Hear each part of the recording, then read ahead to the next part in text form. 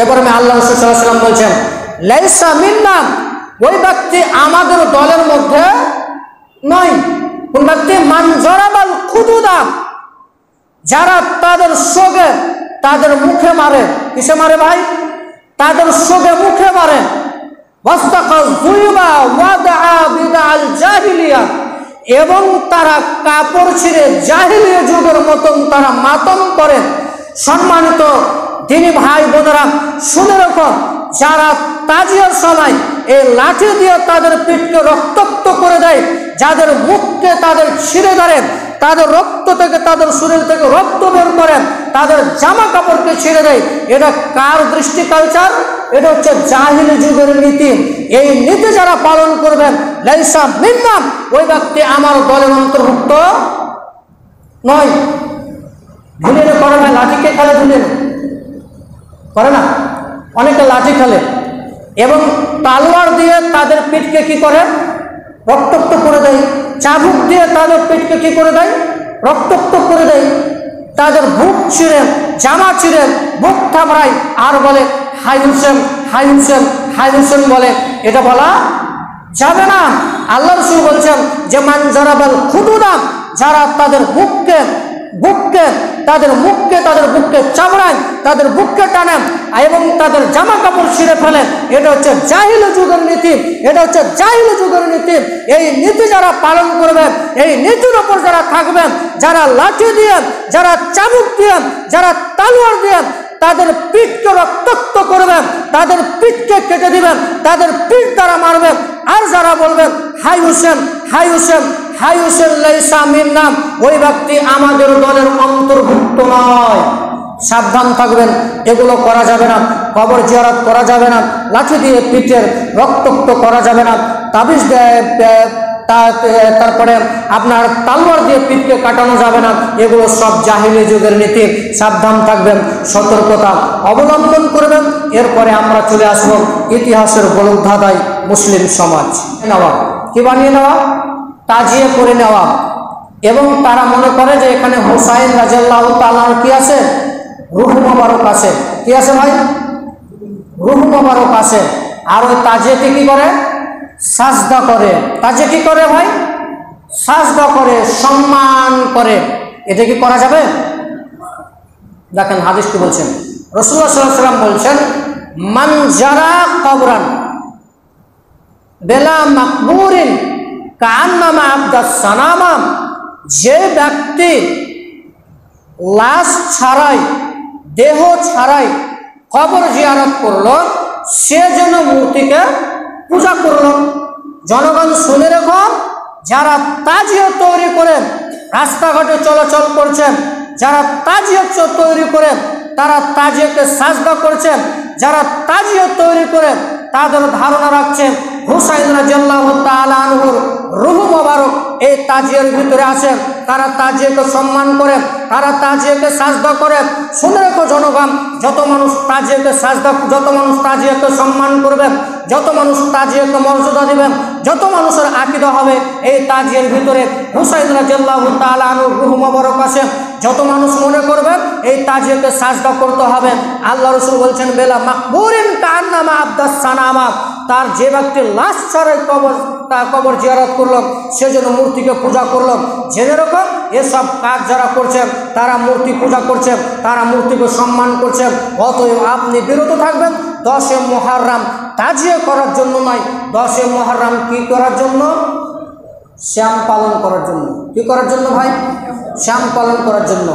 ومن أحسن قولا ممن دعا إلى الله وعمل صالحا وقال إنني من المسلمين.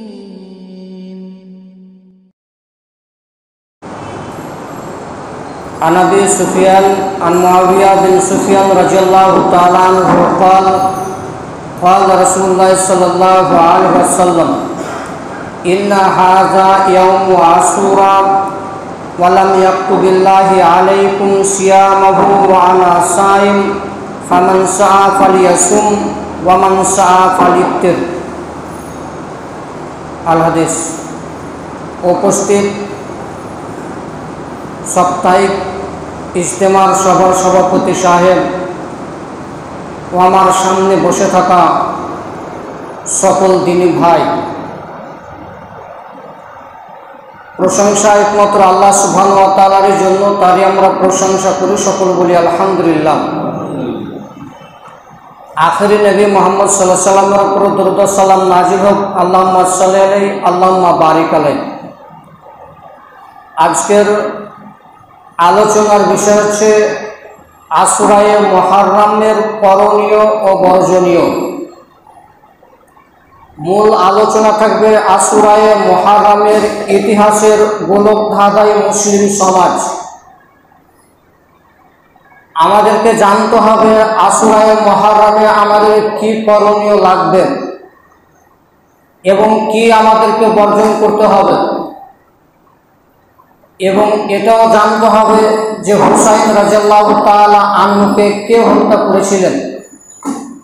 আমরা মূলত জানি যে হুসাইনকে কে হত্যা করেছিল, সেটা ভুল ধারণা।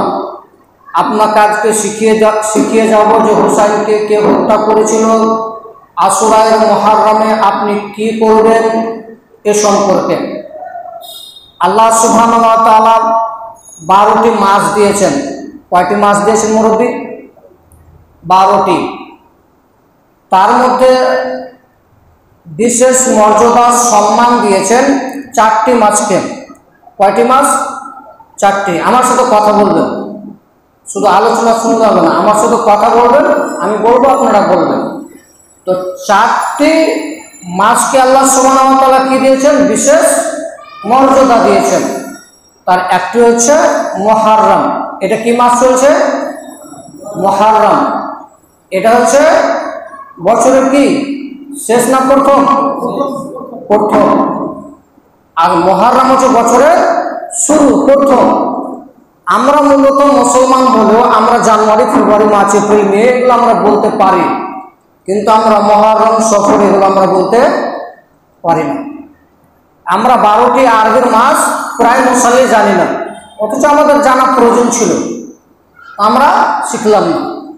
অথচ আমাদের যদি একটা ছোট বাচ্চাকে বলা হয় যে বেটা বলো তো ইংরেজিতে 12টি মাসের নাম, কেউ বলে দিবে জানুয়ারি, ফেব্রুয়ারি, মার্চ, এপ্রিল, মে, জুন, জুলাই, আগস্ট, সেপ্টেম্বর, অক্টোবর, নভেম্বর, ডিসেম্বর।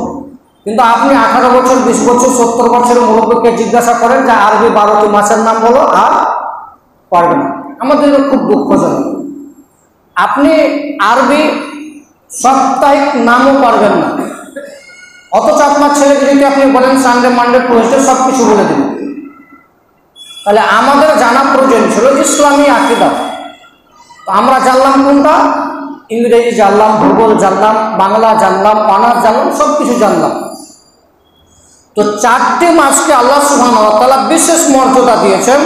তার একটি মাস হচ্ছে মুহাররম, 2 রজব, 3 যুলকাদা, 4 যুলহিজ্জা। আমরা কোন মাসে কোরবানি করেছিলাম ভাই? যুলহিজ্জাতে। আমরা কোন মাসে কোরবানি করেছিলাম? যুলহিজ্জা মাসে। তাহলে এই 4টি মাসকে আল্লাহ কি দিয়েছেন? বিশেষ মর্যাদা দিয়েছেন। শুধু কি তাই?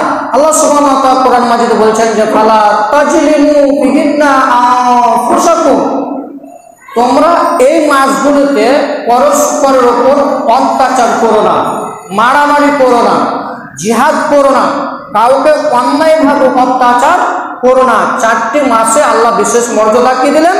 যে এই 4টি মাসে তোমরা মারামারি করো না, অন্যায় করো না, জিহাদ করো না, অন্য কোনো কাজ করো না, মানুষের উপর অত্যাচার করো না। এরপরে আমরা চলে আসবো হাদিসের দৃষ্টিতে। সূরা তাওবা 36 নম্বর আয়াতে এটা পাওয়া যাবে। আশুরায়ে মুহাররম আমাদের করণীয় কি করতে হবে আমাদের এই মাসে? এই মাসে কয়টি সিয়াম আছে? 2টি। কয়টি? 2টি। আমরা ধীরে ধীরে হাদিস নিয়ে আসবো। দেখেন আল্লাহ সুবহানাহু ওয়া তাআলা এই মাসকে বিশেষ মর্যাদা দিয়ে বলেন, আন আবি হুরায়রা রাদিয়াল্লাহু তাআলা আনহু قال, আবু হুরায়রা রাদিয়াল্লাহু তাআলা আনহু বলেন রাসূলুল্লাহ সাল্লাল্লাহু আলাইহি ওয়াসাল্লাম বলেছেন, আফজালুস সিয়াম বাদা রমাজান শাহরুল্লাহিল মুহাররম, রমাজানের পরে সর্বোত্তম সিয়াম হচ্ছে মুহাররমের সিয়াম। রমাজানের পরে সর্বোত্তম কিসের শ্যাম? মুহররমের শ্যাম। ওয়া আফজালুস সালাতি বাদাল ফারিজাতি সালাতুল লাইল, আর ফরজ সালাতের পরে সর্বোত্তম সালাত হচ্ছে নফল সালাত, রাতের সালাত, তাহাজ্জুদের সালাত। আমরা কেউ তাহাজ্জুদের সালাত আদায় করলাম না। সম্মানিত ভাই ও বোনেরা, উপরে মহিলা আছে না? মাশাআল্লাহ, আপনারা একটা খুব সুন্দর একটা ব্যবস্থাপনা করেছেন যে ছেলেদের সাথে সাথে না মহিলাদেরকে প্রোগ্রামের জন্য ব্যবস্থা করে দিয়েছেন। আসলে কি জানেন, সব থেকে আমরা দিন থেকে পিছিয়ে আছে নারী জাতি। আমরা পুরুষেরা মোবাইল থেকে এদিক থেকে শুনে নিছি, কিন্তু মহিলারা খুবই পিছনে পড়ে আছে। ওরা শরীয়ত বুঝে না, ওদের কাছে দিন পৌঁছায় না। অতএব আমি আপনাদেরকে বলতে চাইছি, আপনারা বরকরার রাখবেন, আপনারা এটাকে ধরে রাখবেন যাতে ইজতেমাটা চলে। আমি প্রথম বলে গেছিলাম যে আপনারা ইজতেমা বন্ধ করবেন না। আমাকে চিনতে পারছেন ভাই? আমি 2-4 বার এসে সেখানে আমি বলেছিলাম যে আপনারা ইজতেমা বন্ধ করবেন না। মাশাআল্লাহ, আপনারা আরো উন্নতি করেছেন, সামনে আরো উন্নতি করবেন। আল্লাহ তাআলা যাতে আপনাদেরকে আরো সফলতা অর্জন করেন, যাতে দ্বীনের উপর কায়েম রাখেন, যাতে আপনারা দ্বীনি কায়েম প্রতিষ্ঠা চালাতে পারেন। আল্লাহ তুমি সকল মানুষকে তৌফিক দান করো, আল্লাহুম্মা আমিন। আমরা আলোচনা করছিলাম যে ফরজ সালাতের পরে সর্বোত্তম সালাত কি সালাত? নফল সালাত, রাতের সালাত। এরপরে আমরা চলে আসব সিয়াম। আবু কাতাদা রাদিয়াল্লাহু তাআলা আনহু বলেন, রাসূলুল্লাহ সাল্লাল্লাহু আলাইহি ওয়াসাল্লাম বলেছেন, সিয়ামু ইয়াউমি আশুরা আতাহসিবু আলাল্লাহি আইয়ুকাফিরা সানাতাল্লাযী ক্বাবলাহু। কাতাদা রাদিয়াল্লাহু তাআলা আনহু বলেন, রাসূলুল্লাহ সাল্লাল্লাহু আলাইহি ওয়াসাল্লাম বলেছেন, আশুরায়ে মুহররম, আশুরায়ে মুহররম অর্থাৎ 10 তারিখের সিয়াম সম্পর্কে আল্লাহ রাসূল বলছেন যে আমি আশা করি আল্লাহর নিকটে বান্দার 1 বছরের গুনাহ বিগত 1 বছরের গুনাহ কাফারা হবে। কয় বছর ভাই? 1 বছর। কোনো মানুষ যদি আশুরার সিয়াম পালন করে তো আল্লাহ রাসূল বলেছেন যে আমি আল্লাহর নিকট আশা করি যে বান্দার বিগত 1 বছরের গুনাহ মাফ করে দেওয়া হবে। তাহলে আমাদের এই মাসে করণীয় হচ্ছে যে এই মাসে শ্যাম পালন করা। এই শ্যাম কি শুধু আমাদের নবী করতেন না পূর্ব নবীগণ করতেন? এই শ্যাম কি আমাদের নবী পালন করতেন না আমাদের নবীর পূর্বে যারা ছিলেন তারাও পালন করতেন? এ মর্মে হাদিস দেখেন। আয়েশা রাদিয়াল্লাহু তাআলা আনহা বলেন যে জাহিলি যুগের কুরাইশগণ আশুরার শ্যাম পালন করত। রাসূলুল্লাহ সাল্লাল্লাহু আলাইহি ওয়াসাল্লামও শ্যাম পালন করতেন। মদিনায় হিজরতের পরে তিনি শ্যাম পালন করেছেন, লোকদেরকে পালন করতে বলেছেন। দ্বিতীয় হিজরিতে যখন রমাজানের শ্যাম ফরজ করা হলো, কয় হিজরিতে? দ্বিতীয় হিজরিতে যখন রমাজানের শ্যাম কি করা হলো? খরচ করে দেওয়া হলো, তখন আল্লাহ রাসূল বললেন যে যে ব্যক্তি ইচ্ছা আশুরার মুহররমের শ্যাম পালন করবে, যে ব্যক্তি ইচ্ছা আশুরার মুহররমের শ্যাম পরিত্যাগ করবে। তার মানে অত্র হাদিস প্রমাণ করছে যে রমাজানের শ্যামের পূর্বে মুহররমের শ্যাম কি ছিল? খরচ ছিল। রমাজানের শ্যাম কি ছিল? খরচ ছিল। তো আল্লাহ রাসূল বলছেন যে মদিনায় দ্বিতীয় হিজরির পরে যখন আল্লাহ রাসূল দ্বিতীয় হিজরিতে গেলেন তখন তিনি বললেন যে ব্যক্তি ইচ্ছা আশুরার শ্যাম পালন করবে, যে ব্যক্তি ইচ্ছা তা পরিত্যাগ করবে। তাহলে এই শ্যাম জাহিল যুগের কুরাইশগণ পালন করতেন, এই শ্যাম মুসা আলাইহিস সালাতু ওয়াস সালামও পালন করেছেন। তাহলে আমরা বলে রাখি যে আশুরায়ে মুহররম 10 তারিখে আমরা যে কি করি? তাজিয়া করি, তালওয়ার দিয়ে তাদের পিঠকে রক্তাক্ত করে তাদের জামা কাপড় ছিঁড়ে দিই, শোক পালন করে। আসলে কি 10 মুহররমটা শোক পালনের দিন? হ্যাঁ ভাই, 10 মুহররমের কি এটা শোক পালনের দিন নাকি আনন্দের দিন? এটা আনন্দের দিন ছিল। কেউ যদি পালন করতে চায় তাহলে 10 মুহররম আনন্দের দিন হিসাবে প্রমাণিত। কেন? শুকরিয়া আদায়কারী হিসাবে মুসা আলাইহিস সালাম এদিনে শ্যাম পালন করেছিলেন। ইবনে আব্বাস রাদিয়াল্লাহু তাআলা আনহু বলেন, রাসূলুল্লাহ সাল্লাল্লাহু আলাইহি সাল্লাম যখন মদিনায় হিজরত করে আসলেন তখন তিনি দেখলেন যে ইহুদিরা আশুরায়ে মুহররমের শ্যাম পালন করছে। তো আল্লাহ নবী জিজ্ঞাসা করলেন যে তোমরা কিসের শ্যাম পালন করছো? তখন ইহুদিরা বললেন যে আমরা 10 মুহররমের শ্যাম পালন করছি। কেন? হাজা ইয়াউমুল আজিম, এটি একটি মহান দিন। এটি একটি কি দিন ভাই? মহান দিন। কে বর্ণনা করছেন? ইহুদি। কে বর্ণনা করছে ভাই? ইহুদি। ওরা বলছে যে হাজা ইয়াউমুল আজিম, এটি একটি মহান দিন। কেন? এদিনে মুসা আলাইহিস সালাম তার কওম থেকে আল্লাহ সুবহানাহু ওয়া তাআলা নাজাত দিয়েছিলেন। কি দিয়েছিলেন? নাজাত দিয়েছিলেন। আর এই দিনই ফেরাউন ও তার কওমকে, তার দলবলকে সাগরে ডুবিয়ে মেরেছিলেন। শুকরিয়া হিসাবে মুসা আলাইহিস সালাম আশুরায়ে মুহররমের দিন তিনি শ্যাম পালন করেছিলেন। তখন আমাদের নবী বলছেন, জনগণ শুনে রেখো, আমরাই তোমাদের চাইতে, আমরাই মুসা আলাইহিস সালামের অধিক হকদার, অধিক দাবিদার। সঙ্গে সাথে শুনে রেখো, তোমরাও আজ থেকে আশুরায়ে মুহররম শ্যাম পালন করো এবং আমরাও এদিনে আশুরায়ে মুহররম শ্যাম পালন করব। আল্লাহ রাসূল বলছে, আমি নিজেও আশুরা শ্যাম পালন করলাম এবং সঙ্গে সাথে আশুরা শ্যাম পালন করলো। তাহলে এটা কি ছিল ভাই? আনন্দ। ফেরাউনের মতন লোককে সাগরে ডুবিয়ে দেওয়া, অত্যাচারী বাদশাকে সাগরের মধ্যে ডুবিয়ে দেওয়া, এরকম একটা নোংরা মানুষকে সাগরের মধ্যে ডুবিয়ে দেওয়া, তাকে অন্যায় মানুষের উপর অত্যাচার করেছিল, এরকম নোংরা বাদশাকে সাগরে আল্লাহ ডুবিয়ে দিলেন। এই ডুবানোর কারণে মুসা আলাইহিস সালাম শুকরিয়া হিসাবে আশুরায়ে মুহররমের শ্যাম পালন করলেন। তাহলে এটা আনন্দের শ্যাম না শোকের শ্যাম ভাই? আসলে কি জানেন, ঝামেলা লেগে আছে। কিসের ঝামেলা? আশুরায়ে মুহররমে হুসাইন রাদিয়াল্লাহু তাআলা আনহু কারবালার ময়দানে মর্মান্তিকভাবে হত্যা হয়েছিল। সেদিন কয় তারিখ ছিল? 10 মুহররম। যেদিন মুসা আলাইহিস সালাম নাজাত পাচ্ছেন সেদিন কয় তারিখ ছিল? 10 মুহররম। ফেরাউন যেদিন সাগরে ডুবে যাচ্ছে কয় তারিখ ছিল? 10 মুহররম। এটাকে যোগ করে অন্য জায়গায় নিয়ে গেছে, যোগ করেছে কোথায়? যে হুসাইন রাদিয়াল্লাহু তাআলা আনহু কারবালার ময়দানে 10 মুহররম মারা গিয়েছিলেন, শহীদ হয়েছিলেন। এর কারণে আমরা শুকরিয়া হিসাবে এ শ্যাম পালন করছি। কিন্তু আসলে শোক পালন করার জন্য নয়, এটা শুকরিয়া হিসাবে। কেন? যখন ফেরাউন মুসাকে বলেছিল, আনা রব্বুকুমুল আলা, আপনি কোন রবের কথা বলছেন? যখন তাকে বলা হয়েছিল যে আপনি সালাত আদায় করেন, আল্লাহর ইবাদত করেন, তখন ফেরাউন বলেছিলেন, আনা রব্বুকুমুল আলা, আপনি কোন রবের কথা বলছেন? আপনি কোন প্রতিপালকের কথা বলছেন? আনা রব্বুকুমুল আলা, আমি সব থেকে বড় আল্লাহ। নাউজুবিল্লাহ বলা যাবে না ভাই? আমি সব থেকে প্রতিপালক, আপনি কোন আল্লাহর কথা বলছেন? আপনি কোন প্রতিপালকের কথা বলছেন?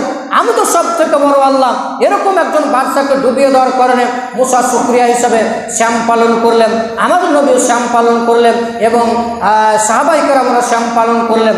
ইবনে আব্বাস রাদিয়াল্লাহু তাআলা আনহু বলেন, রাসূলুল্লাহ সাল্লাল্লাহু আলাইহি ওয়াসাল্লাম কে লোকেরা বলল যে আল্লাহ রাসূল, আপনি 10 মুহররম শ্যাম পালন করতে বললেন, কিন্তু আপনি চিরদিন বলে আসলেন যে তোমরা ইহুদি খ্রিস্টানদের বিরোধিতা করো, খালিফুল ইয়াহুদ, তোমরা ইহুদি খ্রিস্টানদের কি করো? বিরোধিতা করো। ইহুদি খ্রিস্টান চায় তোমাদেরকে মেরে দিতে। আমাদের শেখ আব্দুর রাজ্জাক বলে না যে তুমি যদি গর্ততে পড়ে যাও তাহলে তোমার মাথাতে আরও 2 বালতি পায়খানা কি করবে? ঢেলে দেবে, ও আপনাকে উঠাবে না।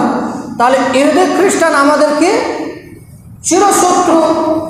তো সাহাবাই কেরামরা বলছেন যে আল্লাহ রসুল আপনি কিভাবে বলছেন যে 10 মুহররম শ্যাম পালন করতে হবে, অথচ এদিনকে তারা অতীব সম্মান করেন, এদিনকে তারা মর্যাদা দেয়, এদিনকে তারা মান্য করেন, এদিনে আমাদের কেন শ্যাম পালন করতে হবে?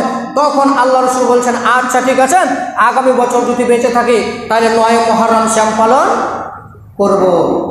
রাবি বলেন যে আগামী বছর মুহররম আসার আগে আগেই আমাদের নবী দুনিয়া থেকে বিদায় নিয়েছিলেন। তাইলে 9 মুহররম হবে ইহুদি খ্রিস্টানদের বিরোধিতা, 10 মুহররম মুসা আলাইহিস সালামের শুকরিয়া। মনে রাখবেন, আবার ধরে রাখুন, 9 মুহররম ইহুদি খ্রিস্টানদের বিরোধিতা, 10 মুহররম মুসা আলাইহিস সালামের শুকরিয়া হিসাবে শ্যাম পালন করতে হবে। সুফিয়ান মুআবিয়া বিন সুফিয়ান রাদিয়াল্লাহু তাআলা আনহু বলেন রাসূলুল্লাহ সাল্লাল্লাহু আলাইহি ওয়াসাল্লাম বললেন ইন্না হাযা ইয়াউমু আশুরা, আজ আশুরার দিন। পৃথিবীর মানুষ শুনে রাখুন, আজ আশুরার দিন। ওয়ালাম ইয়াকতুবিল্লাহি আলাইকুম সিয়ামাহু, এদিনের শ্যাম আল্লাহ সুবহানাহু ওয়া তাআলা তোমাদের উপর ফরজ করেননি। ওয়া আনা সাইম, তবে আমি শ্যাম রেখেছি। ফামান শাআ ফালিয়াসুম, যে ব্যক্তি ইচ্ছা করো আশুরায়ে মুহররমের শ্যাম পালন করো। ওয়ামান শাআ ফালিফতির, যে ব্যক্তি ইচ্ছা তা পরিত্যাগ করো। সম্মানিত দিনী ভাই ও বোনেরা, আল্লাহ রাসূল বলছেন আজ আশুরার দিন, এদিনের শ্যাম আল্লাহ সুবহানাহু ওয়া তাআলা ফরজ করেননি। ওয়ানা সাইম, তবে আমি কি রেখেছি? শ্যাম রেখেছি, আমি শ্যাম পালন করেছি। ফামান শাআ ফালিয়াসুম, তোমাদের মধ্যে যে ব্যক্তি ইচ্ছা শ্যাম পালন করো। ওয়ামান শাআ ফালিফতির, যে ব্যক্তি ইচ্ছা তা পরিত্যাগ করো। তাহলে এদিনের শ্যাম ফরজ নয়। আমরা যেটি বুঝাতে চাইলাম যে মুহররমের শ্যাম আল্লাহর নিকট অধিক প্রিয়, বলতে চাইলাম কাতাদা বলছেন যে তোমরা আশুরায়ে মুহররমের শ্যাম পালন করলে কয় বছরের গুনাহ মাফ হবে? 1 বছর। কেউ যদি সওয়ালের 6টি শ্যাম পালন করে কি হবে? সারা বছরে রোজা রেখে যা নেকি পাবে, 6টি শ্যাম পালন করে তাই নেকি পাবে। কেউ যদি আরাফার শ্যাম পালন করে তাহলে কি হবে? সানাতাল্লাদি কবলাহু ওয়া সানাতাল্লাদি বাদাহু, 1 বছর পূর্বে 1 বছর পরে, এই 2 বছরের গুনাহ মাফ হবে। আর মুহররমের শ্যাম পালন করলে বিগত 1 বছরের গুনাহ মাফ হবে। এটা আমাদের করণীয়। সম্মানিত মা এবং বোনেরা, আপনারা 10 মুহররম আশুরায় শ্যাম পালন করবেন, 9 মুহররম শ্যাম পালন করবেন। এবার আমরা কিছু বর্জনীয় বলি, আমাদের সমাজে প্রচলিত আছে। কি বর্জনীয় আছে? একটা তাজিয়া বানিয়ে নেওয়া। কি বানিয়ে নেওয়া? তাজিয়া করে নেওয়া। এবং তারা মনে করে যে এখানে হুসাইন রাদিয়াল্লাহু তাআলা কি আছে? রূহ মোবারক আছে। কি আছে ভাই? রূহ মোবারক আছে। আর ওই তাজিয়াকে কি করে? সাজদা করে। তাজিয়া কি করে ভাই? সাজদা করে, সম্মান করে। এটা কি করা যাবে? দেখেন হাদিস কি বলছেন।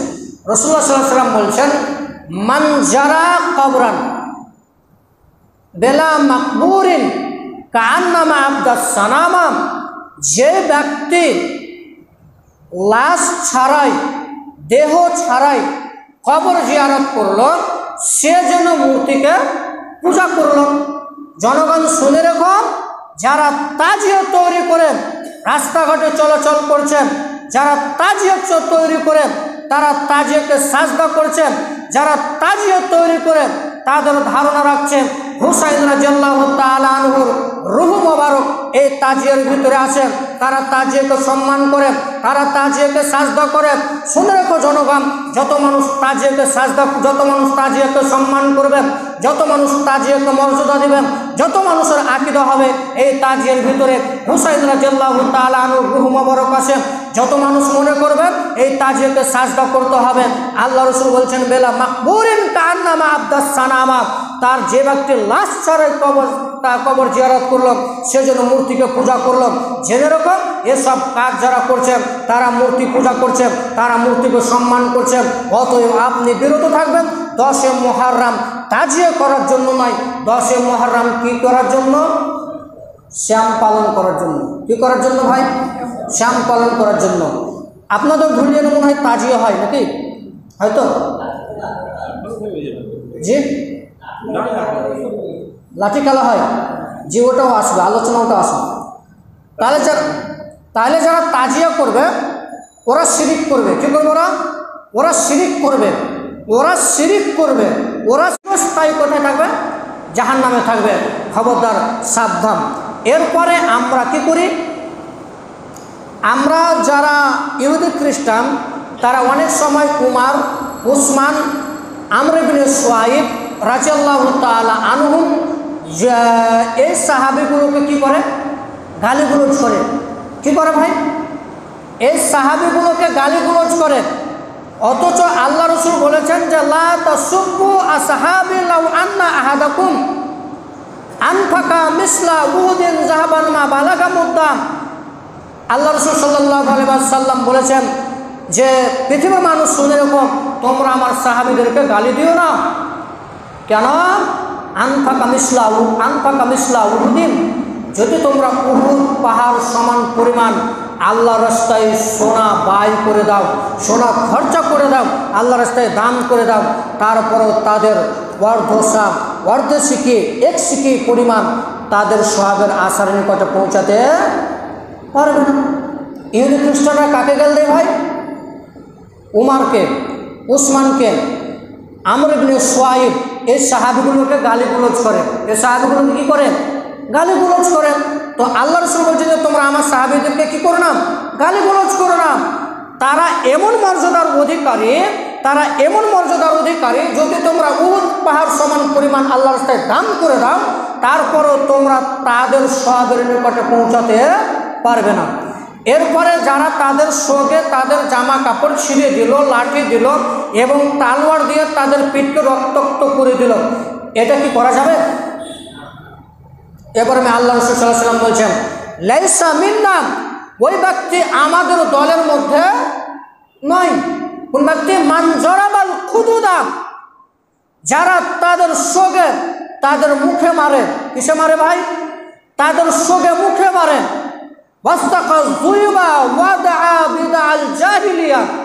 এবং তারা কাপড় ছিঁড়ে জাহিলিয়া যুগের মতন তারা মাতম করে। সম্মানিত দিনী ভাই বোনেরা, শুনে রাখো, যারা তাজিয়ার সময় এই লাঠি দিয়ে তাদের পিঠকে রক্তাক্ত করে দেয়, যাদের মুখকে তাদের ছিঁড়ে ধরে, তাদের রক্ত থেকে, তাদের শরীর থেকে রক্ত বের করে, তাদের জামা কাপড়কে ছিঁড়ে দেয়, এটা কার দৃষ্টি কালচার? এটা হচ্ছে জাহিলি যুগের নীতি। এই নীতি যারা পালন করবেন, লাইসা মিন্না, ওই ব্যক্তি আমার দলের অন্তর্ভুক্ত নয়। ধুলিয়ে করে ভাই, লাঠি কে খেলে? ধুলিয়ে করে না? অনেকে লাঠি খেলে এবং তালোয়ার দিয়ে তাদের পিঠকে কি করে? রক্তাক্ত করে দেয়। চাবুক দিয়ে তাদের পিঠকে কি করে দেয়? রক্তাক্ত করে দেয়। তাদের বুক ছিঁড়ে, জামা ছিঁড়ে, বুক থামড়ায় আর বলে হাই হুসেন, হাই হুসেন, হাই হুসেন বলে। এটা বলা যাবে না।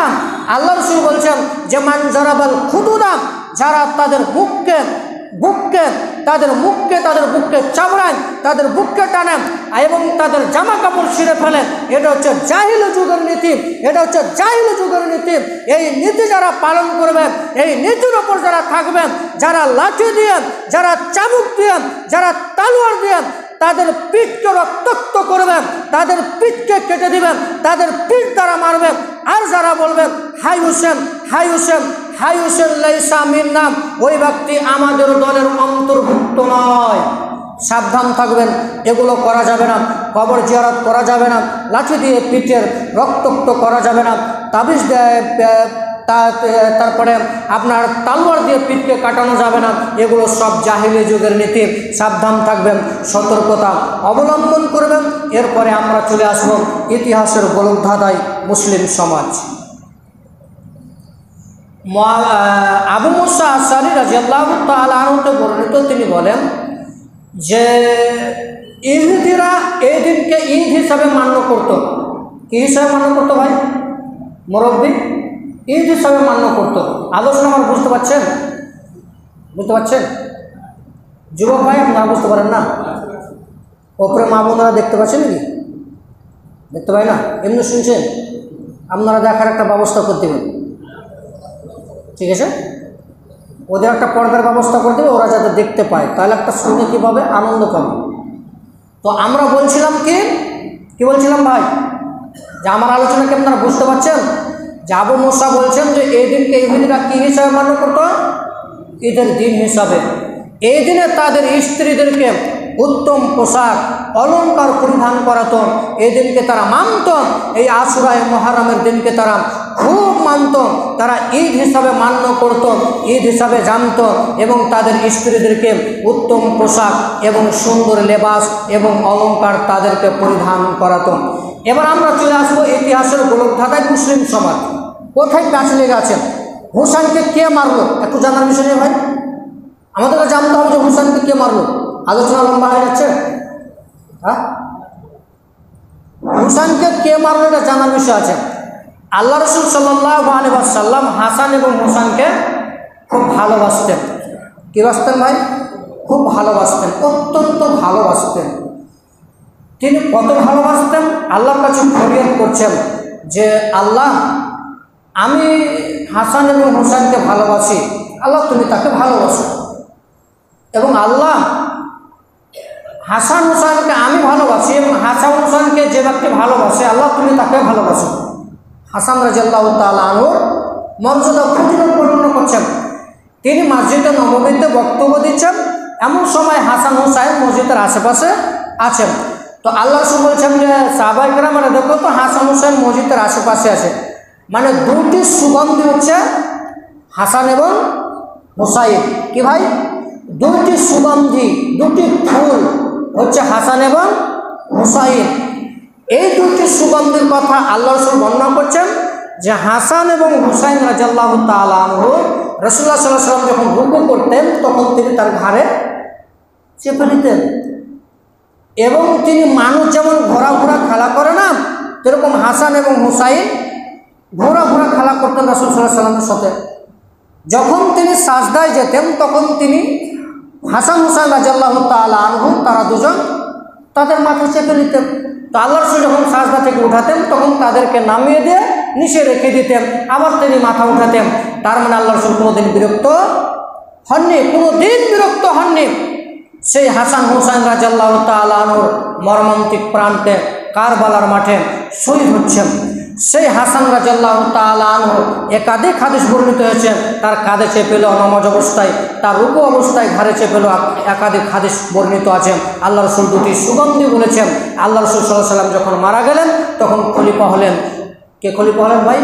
আবু বকর রাদিয়াল্লাহু তাআলা আনহু। তারপরে খলিফা হলেন উমর রাদিয়াল্লাহু তাআলা আনহু। তারপরে খলিফা হলেন আলী রাদিয়াল্লাহু তাআলা আনহু। তারপরে খলিফা হলেন উসমান রাদিয়াল্লাহু তাআলা আনহু। এই চার খলিফার শাসন কতদিন গেল? 30 বছর। কয় বছর? 30 বছর। এই চার খলিফা 30 বছর শাসন করলেন। কয় বছর? 30 বছর শাসন করলেন। এরপরে খলিফা হলেন হাসান রাদিয়াল্লাহু তাআলা আনহু। তিনি 6 মাস ছিলেন। কয় মাস ছিলেন? 6 মাস।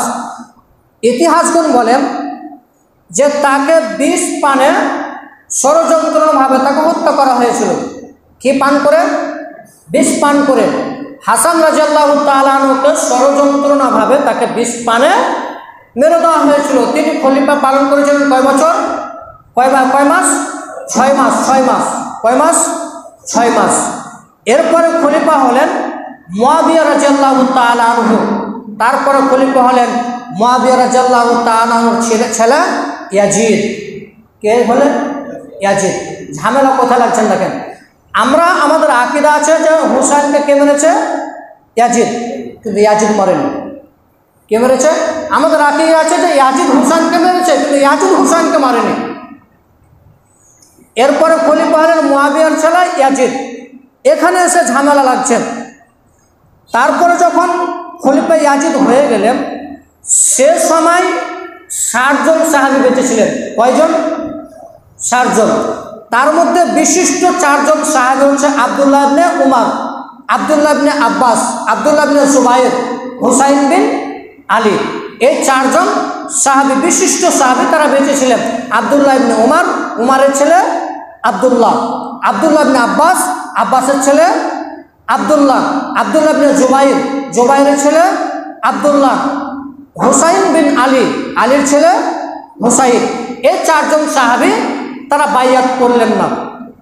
56 জন সাহাবী ইয়াজিদের হাতে কি করলেন?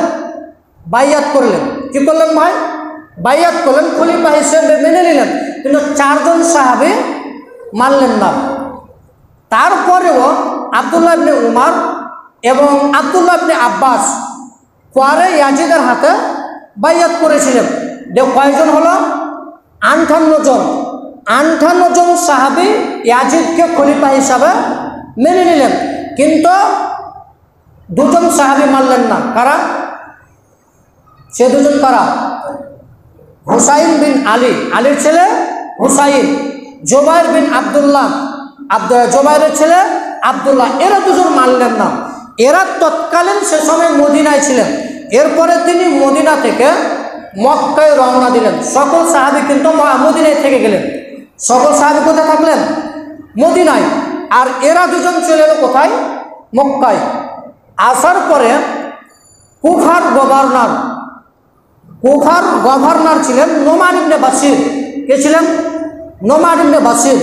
তো কুফা থেকে 150টি চিঠি লিখছেন যে হুসাইন আপনি কুফাতে আসেন, আপনাকে আমরা খলিফা হিসাবে মেনে নিব। তারপরে এই বিষয়টাকে জানার জন্য, বোঝার জন্য মুসলিম বিন আকিলকে পাঠালেন যে দেখো তো বিষয়টা কি। তো মুসলিম বিন আকিল সেখানে গেলেন। তখন তিনি মুসলিম বিন আকিল হুসাইনকে খবর দিলে যে 12 থেকে 18 জন মানুষ আপনাকে খলিফা হিসাবে মেনে নেবেন। তো হুসাইন রাদিয়াল্লাহু তাআলা সিদ্ধান্ত নিলেন যে তিনি কুফায় যাবেন। কোথায় যাবে ভাই? কুফায় যাবেন। কুফা মানে ইরাক। তিনি ইরাকে যাবেন। তো সাহাবাই কেরামরা বলছেন যে আপনি কুফাতে যায়েন না। ইবনে উমর বলেছিলেন যে আপনি কুফাতে যায়েন না, কুফার মানুষ ভালো নয়, ইরাকের মানুষ ভালো নয়। আব্দুল্লাহ ইবনে আব্বাস ইনিও বলেছিলেন যে আপনি কুফাতে যায়েন না। আবু বকরের ছেলে আব্দুর রহমানও বলেছিলেন আপনি কুফাতে যায়েন না। কিন্তু তিনি কারো কথা শুনেননি। তিনি বলেছিলেন তাকদিরে যা আছে তাই হবে, আমি কুফাতে যাব, আমি খলিফা হব। এটা তিনি গেলেন। তারপরে সে সময় আব্দুল্লাহ ইবনে উমর বলেছিলেন যে আমি আল্লাহর রাস্তায় তোমাকে শুভে দিলাম। মানে ইবনে উমর বুঝতে পারছে যে হুসাইন আর ফিরে আসবে না। মানে কত তার মস্তিষ্ক মানে কাজ করছে যে হুসাইন আর ফিরে আসবে না ইরাকে, ও ইরাকের মানুষ তাকে মেরে দিল। আব্দুর রহমান বলেছিলেন যে আপনি কুফাতে যেয়ে না। আবু বকরের ছেলে আব্দুর রহমান বলেছিলেন কুফার মানুষ ভালো নয়, আপনার বাপ আলীকে এবং আপনার বড় ভাই হাসানকে তাদের সাথে তারা গাদ্দারি করেছিল, প্রতারক করেছিল, আপনি তাদের কাছে যেয়েন না। কারো কথা শুনেনি। শেষ পর্যন্ত আব্দুর রহমান বলেছিলেন যে আপনি যদি যাইবেন, আপনাকে যদি যাওয়াই লাগে তাহলে আপনার ছেলে মেয়েকে, আপনার পরিবারকে আপনি রেখে যাবেন। তিনি সব পরিবারে গেছিলেন, কিন্তু তিনি বলেছিলেন যে আপনার অবস্থা যাতে ওসমান গনি রাদিয়াল্লাহু তাআলার মতন না হয়।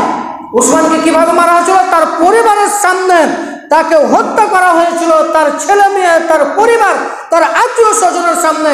এই অবস্থা যাতে আপনার না হয়। হুসাইন কারো কথা শুনলেন না। এরপরে যখন হুসাইন রাদিয়াল্লাহু তাআলা আনহু কুফার দিকে রওনা দিলেন, ইরাকের দিকে রওনা দিলেন, সেই সময় কুফার গভর্নর ছিলেন নোমান ইবনে বাশির রাদিয়াল্লাহু তাআলা আনহু। তখন নোমান ইবনে বাশির রাদিয়াল্লাহু তাআলা লোকজনকে ডেকে বলছেন যে এই শুনো, হুসাইন রাদিয়াল্লাহু তাআলা আনহু আসছেন, তার সাথে তোমরা কেউ বেয়াদবি করবে না। তার সাথে কি করবে না? বেয়াদবি করবে না। তার সাথে ভালোভাবে কথা বলবেন, শিষ্টাচারমূলক কথা বলবেন, তাকে সম্মান করবেন। তারপরও যারা হুসাইনের পক্ষে তারা কিছু লোক মেনে নিলেন, আর কিছু লোক যারা বিরোধিতা, তারা হুসাইনের কি হলো? বিরোধিতা সৃষ্টি হলো। মনে রাখবেন, ঝগড়া লাগলে 3 প্রকার লোক থাকে। কয় প্রকার? এক প্রকার আপনার পক্ষে, আর এক প্রকার বিপক্ষে। আর 3 নম্বর শ্রেণী যারা থাকে ওটা হচ্ছে সব থেকে বদ মানুষ, যেটা ঝগড়াটাকে কি করে উস্কে দিয়ে ঝামেলাটাকে বাড়িয়ে দেওয়া। 3 নম্বর শ্রেণীর মানুষটি আরো ঝামেলাটাকে কি করলো? উস্কে দিল। তারপরে এই খবর কার কাছে পৌঁছালো? ওবায়দুল্লাহ ইবনে জিয়াদ। কার কাছে পৌঁছালো ভাই? ওবায়দুল্লাহ ইবনে জিয়াদের কাছে পৌঁছালো। তখন ওবায়দুল্লাহ ইবনে জিয়াদ বুসরা এবং কুফা, তৎকালীন দুইটি শহর, তৎকালীন কয়টি শহর? দুইটি শহর, বুসরা এবং কুফা। তিনি বুসরা এবং কুফার গভর্নর হলেন কে? ওবায়দুল্লাহ ইবনে জিয়াদ। কে গভর্নর হলেন ভাই? ওবায়দুল্লাহ ইবনে জিয়াদ। এরপরে তিনি সর্বপ্রথম যেটা কাজ করলেন, মুসলিম বিন আকিলকে গ্রেফতার করে হত্যা করে দিলেন। মুসলিম বিন আকিল হুসাইনের কে ছিল? চাচাতো ভাই। কি ভাই? চাচাতো ভাই, কাকাতো ভাই ছিলেন মুসলিম বিন আকিল। সর্বপ্রথম তাকে হত্যা করে দেওয়া হলো এবং কুফা থেকে নোমান ইবনে বাশিরকে হটিয়ে দেওয়া হলো। কেন হটালো? এ ব্যক্তি হুসাইনের পক্ষে কথা বলছেন, এর জন্য তাকে হটিয়ে দিল। মধ্যখানে এতগুলো ঝামেলা হচ্ছে, বাকি ঘটনা কিন্তু হুসাইন জানছে না। কারণ আমাদের এখন মোবাইল আছে, হ্যালো করে সব খবর পৌঁছে যাবে। সে সময় তো এরকম যুগ ছিল না। তো হুসাইন মধ্যখানে কি হচ্ছে আর এই খবর তিনি পাচ্ছেন না। তখন যিনি ফোরাত নদীর তীরে যখন পৌঁছালেন, তখন তাকে পথ অবরোধ করলেন, তাকে এটকে দিলেন। তখন সেনাপতি এটকে দেওয়ার পরে তিনি হুসাইন বলছিলেন যে আমাকে যেতে দেওয়া হোক, আমি যাব, ওবায়দা ইয়াজিদের হাতে বাইয়াত করব।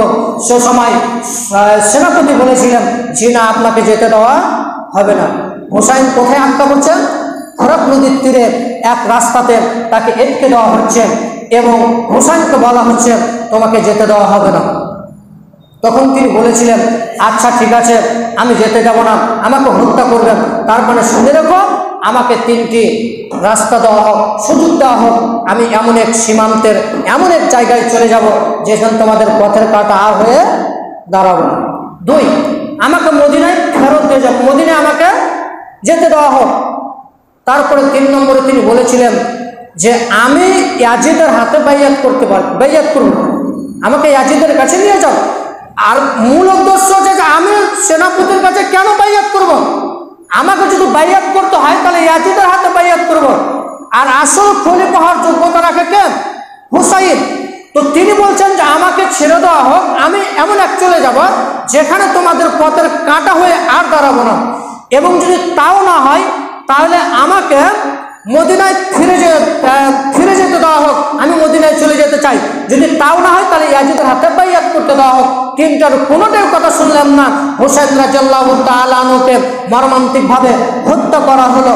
তার প্রমাণ পাওয়া যায়, ঐতিহাসিক বলেন যে হুসাইন রাদিয়াল্লাহু তাআলা আনহুর একটা বাচ্চা ছেলে ছিল, একটা 30 বাচ্চা ছেলেটার বুকে লাগলো।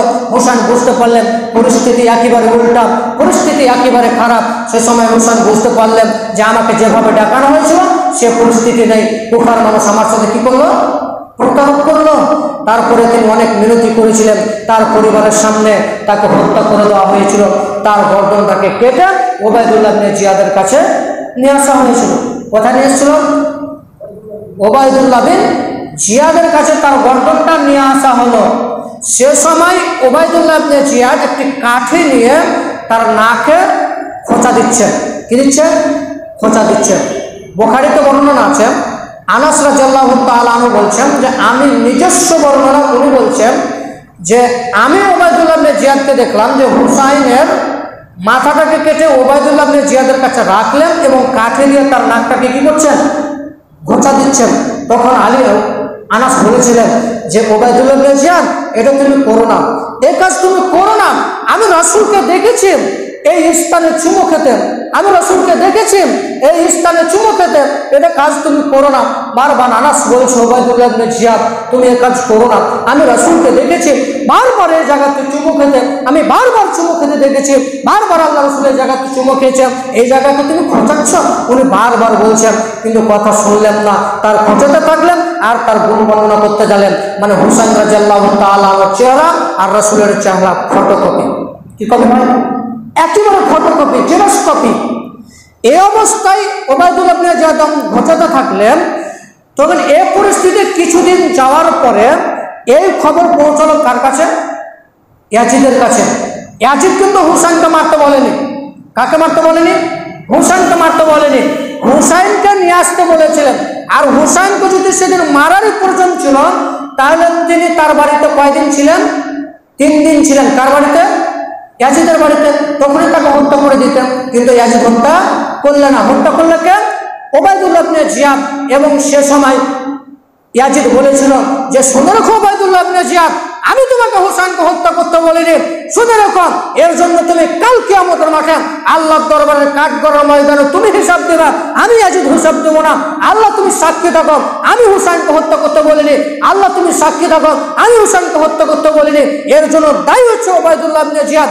বারবার কথা বলছেন, যখন মৃত্যুর শয্যায় মৃত্যুর অবস্থায় যখন ইয়াজিদ তিনি কান্না করছেন আর বলছেন আল্লাহ আমি হোসেনকে হত্যা করিনি, আমি হোসেনকে হত্যা করতে বলিনি, ওবায়দুল্লাহ ইবনে জিয়াদ হত্যা করেছিলেন।